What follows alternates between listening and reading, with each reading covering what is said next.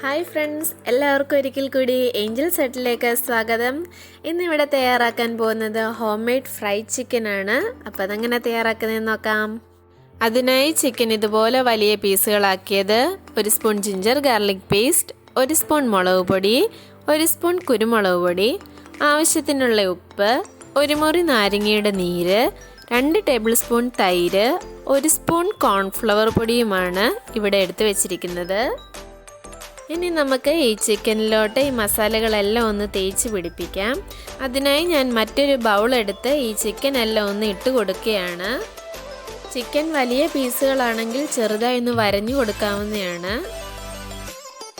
ഇനി ഇതിലേക്ക് എടുത്തു വെച്ചിരിക്കുന്ന ഉപ്പ്, മുളക്, കുരുമുളക് പൊടി, ജിഞ്ചർ ഗാർലിക് പേസ്റ്റ്, നാരങ്ങാനീര്, തൈര് എന്നിവ ചേർത്ത് നന്നായി ഒന്ന് മിക്സ് ചെയ്തെടുക്കാം.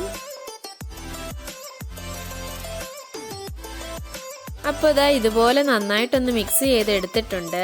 ഇനി ഇതിലേക്ക് എടുത്തു വെച്ചിരിക്കുന്ന 1 സ്പൂൺ കോൺഫ്ലവർ പൊടി കൂടി ചേർത്തൊന്ന് ഇളക്കിയെടുക്കാം. മുളകും ഉപ്പും നിങ്ങളുടെ ആവശ്യത്തിനനുസരിച്ച് ചേർത്ത് കൊടുക്കാവുന്നതാണ്. ഇപ്പോൾ ഇതെല്ലാം നന്നായിട്ടൊന്ന് മിക്സ് ചെയ്തെടുത്തിട്ടുണ്ട്. ഇനി നമുക്ക് ഇതൊന്ന് 2 മണിക്കൂറത്തേക്ക് ഫ്രിഡ്ജിലൊന്ന് വയ്ക്കാം. കുറഞ്ഞത് 1 മണിക്കൂറേലും വെക്കണം. ഇനി നമുക്ക് ചിക്കന് വേണ്ടുന്ന കോട്ടിങ് തയ്യാറാക്കാം. അതിനായി 1 കപ്പ് മൈദ, 1/2 കപ്പ് കോൺഫ്ലവർ, 1 ടീസ്പൂൺ മുളക് പൊടി, 1 ടീസ്പൂൺ കുരുമുളക് പൊടി, ആവശ്യത്തിനുള്ള ഉപ്പുമാണ് ഇവിടെ എടുത്തിരിക്കുന്നത്. ഇനി നമുക്ക് വലിയൊരു പാത്രത്തിലേക്ക് ഈ എടുത്തു വെച്ചിരിക്കുന്ന പൊടികളെല്ലാം ചേർത്തൊന്ന് മിക്സ് ചെയ്യാം.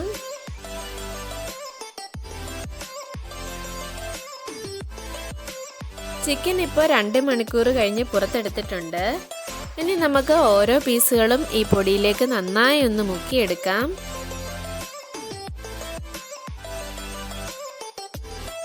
എന്നിട്ട് അധികം വന്ന പൊടികൾ ഇതുപോലെ ഒന്ന് കുടഞ്ഞെടുക്കാം.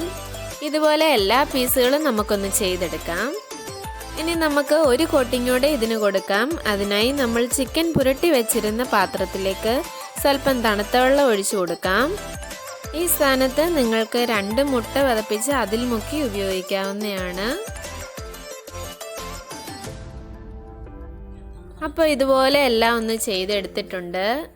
ഇനി നമുക്ക് ഇതൊന്ന് ഫ്രൈ ചെയ്തെടുക്കാം. അതിനായി ഒരു പാത്രം ഗ്യാസിൽ വെച്ച് കൊടുത്തിട്ടുണ്ട്. ഇതിലേക്ക് ആവശ്യത്തിനുള്ള എണ്ണ ഒഴിച്ചു കൊടുക്കാം. ഇപ്പോൾ എണ്ണ നന്നായി ഒന്ന് ചൂടായി വന്നിട്ടുണ്ട്. ഈ ചൂടായ എണ്ണയിലേക്ക് നമുക്ക് ചിക്കൻ പീസുകൾ ഇട്ട് കൊടുക്കാം. ചിക്കൻ ഇട്ട് കൊടുക്കുമ്പോൾ ഹൈ ഫ്ലെയിമിലായിരിക്കണം. അതിനുശേഷം ഇത് ലോ ഫ്ലെയിമിലേക്കാക്കാം. കാരണം ഇതിൻ്റെ അകമൊക്കെ ഒന്ന് നന്നായി വെന്ത് വരണം, അതിനാണ്. ഇപ്പോൾ ഈ ചിക്കൻ്റെ ഒരു വശം ഒന്ന് മൂത്ത് വന്നിട്ടുണ്ട്. നമുക്കൊന്ന് തിരിച്ചിട്ട് കൊടുക്കാം.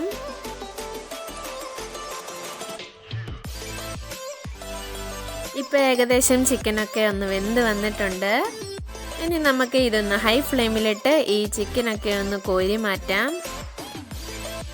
ബാക്കിയുള്ള ചിക്കനും നമുക്ക് ഇതുപോലെ ഒന്ന് ഫ്രൈ ചെയ്തെടുക്കാം.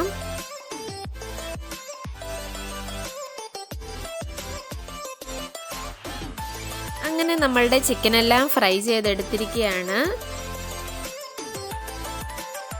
അങ്ങനെ നമ്മളുടെ ടേസ്റ്റി ആയിട്ടുള്ള ഹോം മെയ്ഡ് ഫ്രൈഡ് ചിക്കൻ ഇവിടെ തയ്യാറായിരിക്കുകയാണ്.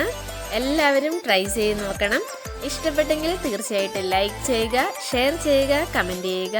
ഇതുവരെ ചാനൽ സബ്സ്ക്രൈബ് ചെയ്തിട്ടില്ലെങ്കിൽ സബ്സ്ക്രൈബ് ചെയ്യുക. സോ നെക്സ്റ്റ് വീഡിയോയിൽ നമുക്ക് വീണ്ടും കാണാം. ബൈ.